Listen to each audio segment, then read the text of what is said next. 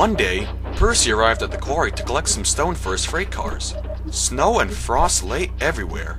There was not a sound to be heard.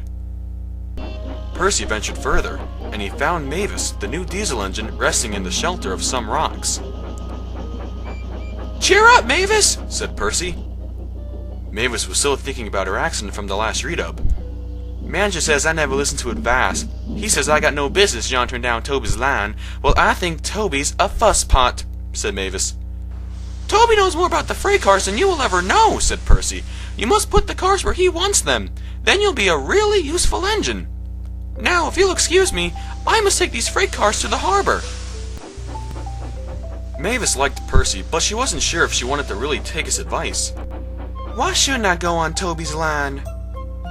The siding arrangements were awkward, and so, to put the freight cars where Toby wanted them, Mavis had to make several journeys.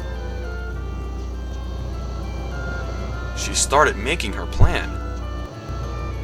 "If we use the teeniest little bit of Toby's line," she said, "we could save all this bother."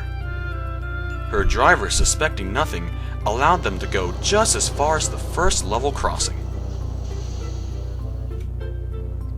Eventually, the weather started to change.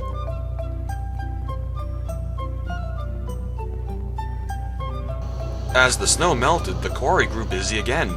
Some of Mavis's trains were so long, she had to go beyond the level crossing. And now it was time for her plan. She would go beyond the crossing without it seeming her fault. "Can you keep a secret?" she asked the cars. "Yes, yes, yes," they chattered. "Will you bump me at the level crossing and tell no one I asked you?" So the cars agreed. But while Mavis was away, Toby arrived. He decided to shunt the cars himself.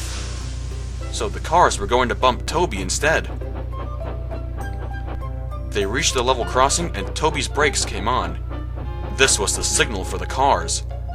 "On, on," they yelled. Toby was away, with the cars screaming and yelling behind him. No one knew as that frosty weather had melted the snow and turned the stream into a torrent, and the bridge above it was about to collapse.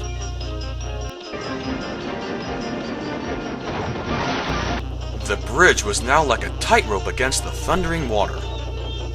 "Stop, stop," wailed Toby. The driver, still dazed, fought for control. They came nearer and nearer to the bridge. It was all or nothing now. The driver braked hard, but it was too late. Toby stopped, but with his wheels just treading the tightrope over the abyss.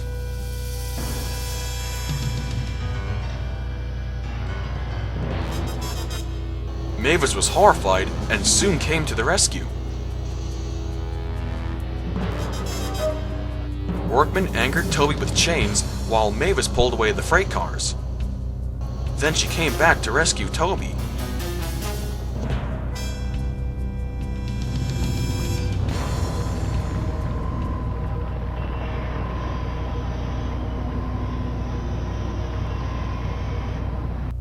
"I'm sorry about the cars," said Mavis.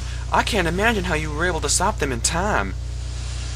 "Oh well," said Toby. "My driver told me about circus people who walk tightropes, but I didn't fancy doing it myself." Sir Topham Hatt spoke to Mavis, too. "A very smart piece of work. Mavis, you did well too, I hear." "It was my fault about the cars, sir," she faltered, "but if I could—" "Could what?" "Come down the line sometime, sir. Toby says he'll show me just what to do." "Certainly," says Sir Topham Hatt, "but only if your manager agrees." And so it was arranged. Now Mavis is as happy as can be, and Sir Topham Hatt thinks she's a really useful engine indeed.